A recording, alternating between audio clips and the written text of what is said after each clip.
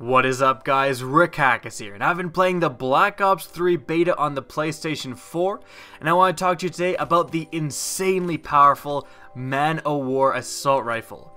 Now, this gun, when I unlocked it, I was in the game that I first unlocked it just constantly ranting and raving about how good this gun was. And in fact, I had teammates who had unlocked it at the same time, and they were echoing my opinions. We were all just saying, wow, this gun is so powerful.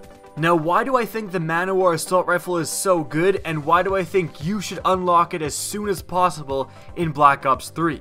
Well, I simply felt that while using the Man-O-War assault rifle, its range and damage were such that I could consistently get long-range kills. Now, why does this matter? Well, using the previous assault rifle, the ARK, which is the first one unlocked, I felt that the rate of fire was high enough and the recoil was such that, you know, at longer ranges you would just drift off targets sometimes and you just wouldn't get the kills. That's coupled with it doesn't have the highest damage, so it would take a lot of hit markers to kill an enemy at long range. Often you would hit them once or twice and they would just run away, and then you're done.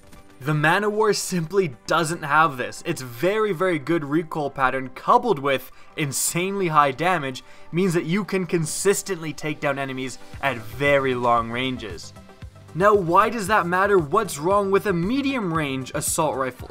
Well, certainly there's nothing wrong with it, and there's going to be some people that prefer the ARK to the Man-O-War because they like medium range assault rifles more. But I felt that when using a medium range assault rifle, when using the ARK, I was too much for my liking outshot by SMGs. The SMGs in Black Ops 3 are very powerful, and they can extend to medium ranges. So it's kind of like, why am I using this assault rifle if I'm being outshot in close range by the SMGs, obviously, and they can still be outshot at medium range?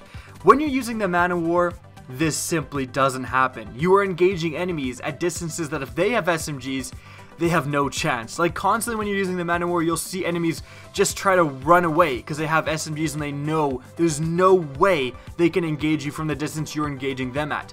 I felt that because the Man-O-War has an actual discernible advantage of long range over the other assault rifles, that I just loved it. I love being able to use an assault rifle that is powerful in medium range still, but can also extend out and reach out and touch people from very long ranges that, depending on their choice of gun, they cannot engage you back. Even if they're using a medium range assault rifle like the ARK, you can often very easily outshoot them with the Man-O-War.